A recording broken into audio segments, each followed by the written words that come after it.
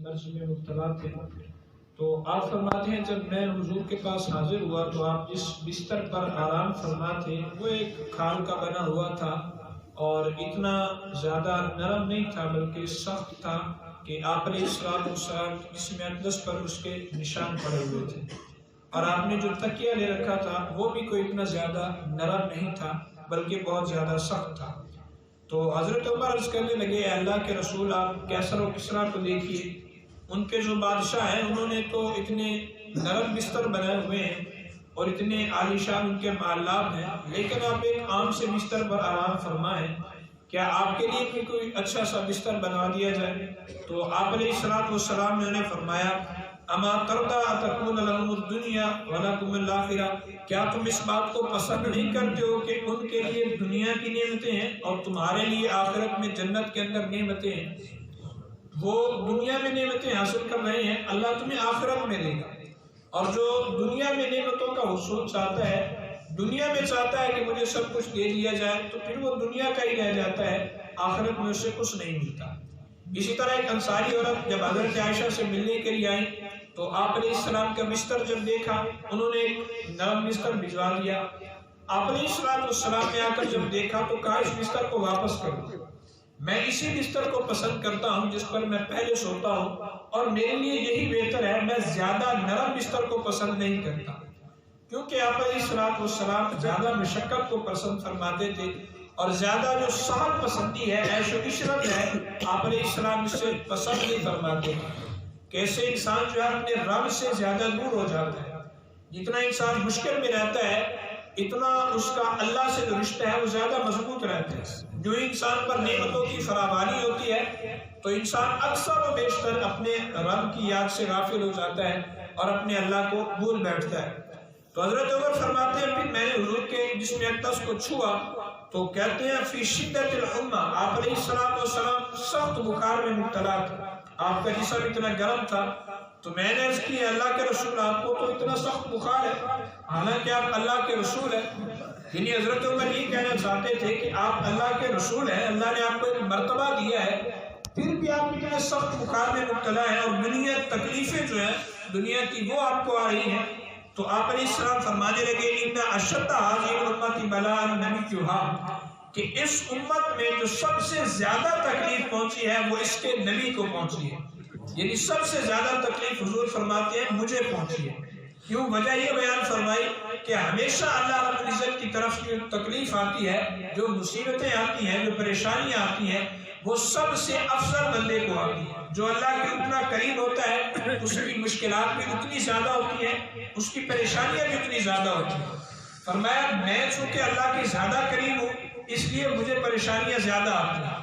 پہلی امتوں میں بھی اسی طرح ہوتا تھا، ان کے انبیاء کرام کو زیادہ تنگ کیا جاتا، انہیں تکلیفیں دی جاتی، یہاں تک کہ انہیں قتل تک بھی کر دیا جاتا۔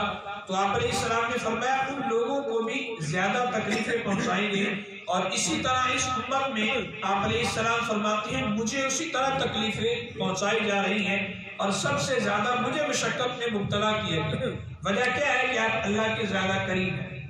تو اس سے معلوم ہوا کہ جو اللہ کے جتنا قریب ہوتا جاتا ہے اس کی مشکلات اتنی بڑھتی ہیں۔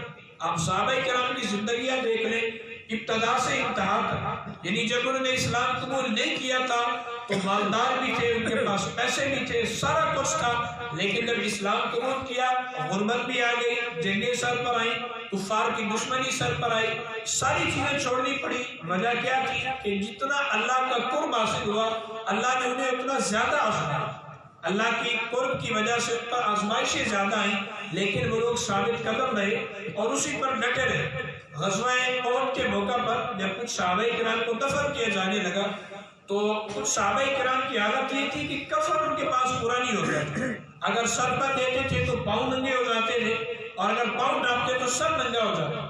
اب صحابہ کرام رضوان اللہ علیہ مجمعین دیکھتے کہ یہ وہ شخص ہے جو مکہ میں رہتے ہوئے 4000 درہم کا سوٹ پہنتا تھا اور بڑے مہنگے مہنگے کپڑے پہنتا، آج دیکھو یار اس کے پاس پہننے کے لیے کفن بھی نہیں بچا۔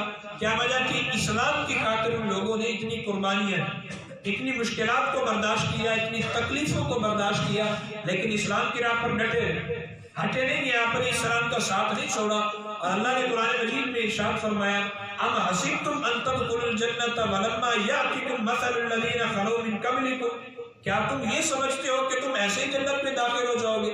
جنت میں داخلہ اتنا آسان ہے، حالانکہ تمہیں وہ تکلیفیں نہیں پہنچی جو تم سے پہلے لوگوں کو ہیں۔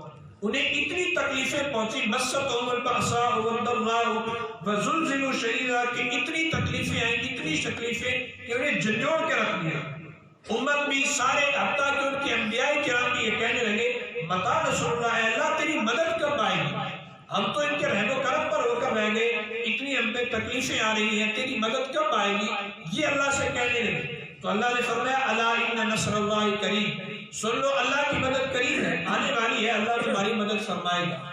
تو تم سے پہلے لوگوں کو اللہ نے فرمایا بڑی مشکلات ہیں، جنت میں داخلہ اتنا آسان نہیں ہے کہ تم سمجھتے ہو ہم نے کلمہ پڑھا اور نمازیں پڑھتے ہیں جنت میں داخل ہو جائیں گے۔ دین کی راہ پر چلنا بڑا مشکل ہے، اور دین کی راہ پر عمل پیرا ہونا، اللہ کی راہ میں نکلنا، یہ آزمائشوں سے بھرا ہوا ہے۔ زندگی آزمائشوں میں رہتی ہے، لیکن اس کے لیے ثابت قدمی بڑی اہم چیز ہے کہ انسان کا جو ایمان ہے وہ کبھی کمزور نہ ہو۔ انسان یہ نہ سمجھے کہ میں تو مشکلات میں مبتلا ہو گیا ہوں، میرے اوپر تکلیفیں آ گئی ہیں، نہیں، ہمیشہ ہر حال میں اللہ کا شکر کرتا رہے، اللہ کی شکر بجا لاتا رہے کہ اللہ نے مجھے تکلیفات سے گزارا۔ ایک صحابی حضور کی خدمت میں حاضر ہوئے، عرض کیا اللہ کے رسول مجھے آپ سے بڑی محبت ہے۔ حضور نے فرمایا پھر سوچ لو کیا کہہ رہے ہو۔ انہوں نے دوسری مرتبہ تیسری مرتبہ فرمایا کہ مجھے آپ سے بڑی محبت ہے، میں آپ سے بڑی محبت کرتا ہوں۔ تو آپ علیہ السلام نے فرمایا پھر تیار رہو، تمہاری طرف فقر یعنی غربت اور غم، یہ دو چیزیں اس طرح آئیں گی جیسے ڈھلوان سے پانی نیچے اترتا ہے۔ تمہیں مشکلات میں بھی مبتلا کیا جائے گا، اور تمہیں جو فقر ہے اس سے بھی دوچار کیا جائے گا۔ تو تکلیفیں ہمیشہ اسلام کا حصہ رہے، لیکن اہم چیز یہ ہوتی ہے، اللہ فرماتا ہے کہ ہم جب آزماتے ہیں لَنَبْلُوَنَّكُمْ بِشَيْءٍ مِّنَ الْخَوْفِ وَالْجُوعِ وَنَقْصٍ مِّنَ الْأَمْوَالِ، کہ ہم جانیں بھی لیتے ہیں، مال بھی کم کر لیتے ہیں، ہر طرح سے آزماتے ہیں، لیکن جو بندہ صبر کرتا ہے، فرمایا بشر الصابرین، خوشخبری ان لوگوں کے لیے ہے جو صبر کرتے ہیں، اللہ کی رضا پر راضی رہتے ہوئے اس کی راہ پر چلتے رہتے ہیں۔ ہم میں سے اکثر آپ کئی دفعہ شکوہ کر جاتے ہیں، یار ہم مسلمان بھی ہیں، اللہ کا کلمہ بھی پڑھتے ہیں، پتہ نہیں ہم پر مشکلات کیوں ہیں اتنی، پتہ نہیں ہم پر آزمائشیں کیوں ہیں، تکلیفیں کیوں ہیں۔ اللہ کی طرف سے جو کچھ بھی آتا ہے انسان کے لیے ایک آزمائش ہوتی ہے، ایک امتحان ہوتا ہے۔ ہاں انسان اللہ سے یہ دعا ضرور کرے اے اللہ ہمیں مشکلات سے محفوظ فرما، ہم تے آزمائش کے قابل نہیں ہیں، ہم بہت کمزور ہیں، ہمیں ان سے محفوظ فرما۔ لیکن اگر اللہ مبتلا کر دیتا ہے تو پھر انسان کو صبر کرنا چاہیے، کبھی زبان سے ایسا کلمہ نہ نکالیں کہ جو ناشکری کا باعث بن سکے یا اللہ کی رحمت سے نا امیدی کا باعث بنے۔ ہمیشہ اللہ کا شکر بجا لاتے رہیں اور اس کی آزمائشوں پر صبر کا اظہار کریں۔ اللہ سے دعا ہے اللہ ہمیں عمل کی توفیق عطا فرمائے۔